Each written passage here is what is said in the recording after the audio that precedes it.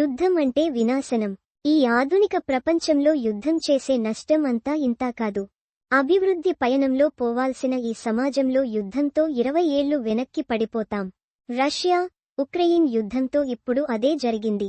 Ukraine యుద్ధ నష్టంతో పాతాళానికి పడిపోయింది. దీంతో ఉక్రెయిన్ పునర్నిర్మాణం అనుకున్నంత ఈజీ కాదు.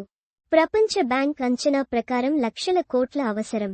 ఉక్రెయిన్లో మౌలిక సదుపాయాల పునర్నిర్మాణం కోసం దాదాపు $524 బిలియన్, 44 లక్ష రూపాయలు కోట్లు అవసరమని ప్రపంచ బ్యాంకు అంచనా వేసింది.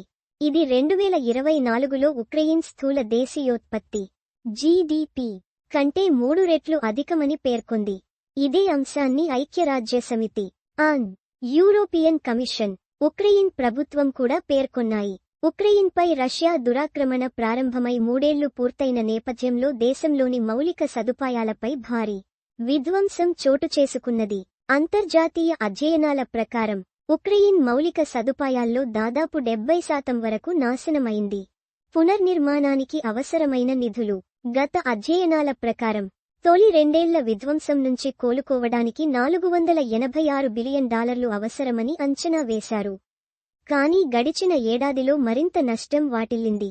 ఉక్రెయిన్ ప్రధానంగా హౌసింగ్, రవాణా, ఎనర్జీ, విద్య, వాణిజ్య రంగాల్లో తీవ్రంగా నష్టపోయింది. ఈ నేపథ్యంలో 2025 సంవత్సరానికి గాను ప్రాథమిక అవసరాలను తీర్చేందుకు $7.37 బిలియన్ కేటాయించినట్లు ఉక్రెయిన్ ప్రధాని డెనిస్ అష్మిహల్ తెలిపారు. అయితే ఇంకా $10 బిలియన్ కొరత ఉందని పేర్కొన్నారు. ప్రధాన నష్టాలు: ఉక్రెయిన్లో 13% గృహ సముదాయాలు పూర్తిగా ధ్వంసమయ్యాయి. అంటే సుమారు 2.5 మిలియన్ గృహాలు ప్రభావితమయ్యాయి. ముఖ్యంగా ఎనర్జీ రంగంలో ధ్వంసమైన ఆస్తులు గత ఏడాదిలోనే 70% పెరిగాయి. ఇతర రంగాల్లో జరిగిన నష్టం ఇలా ఉంది. హౌసింగ్ సెక్టార్ $84 బిలియన్, రవాణా రంగం $78 billion, energy and mining $68 billion, పరిశ్రమలు, వాణిజ్య రంగం $64 బిలియన్, వ్యవసాయ రంగం $55 బిలియన్. కేవలం ధ్వంసమైన భవనాల శిథిలాలను తొలగించేందుకు కూడా $13 బిలియన్ ఖర్చవుతుందని అధ్యయనాలు పేర్కొన్నాయి. ఉక్రెయిన్ పునర్నిర్మాణానికి అంతర్జాతీయ సహాయం. ఉక్రెయిన్ పునర్నిర్మాణానికి ప్రపంచ దేశాలు, అంతర్జాతీయ సంస్థలు సహాయం అందిస్తున్నాయి. అమెరికా, యూరోపియన్ యూనియన్, ఇతర పశ్చిమ దేశాలు ఆర్థిక, సాంకేతిక మద్దతును అందిస్తున్నాయి.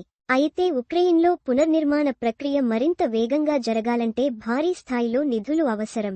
రష్యా దాడుల ప్రభావం నుండి కోలుకుని దేశాన్ని తిరిగి అభివృద్ధి పథంలోకి తీసుకురావడానికి ప్రపంచ సమాజం నుంచి మరిన్ని సహాయాలు అవసరమని ఉక్రెయిన్ ప్రభుత్వం అభిప్రాయపడింది.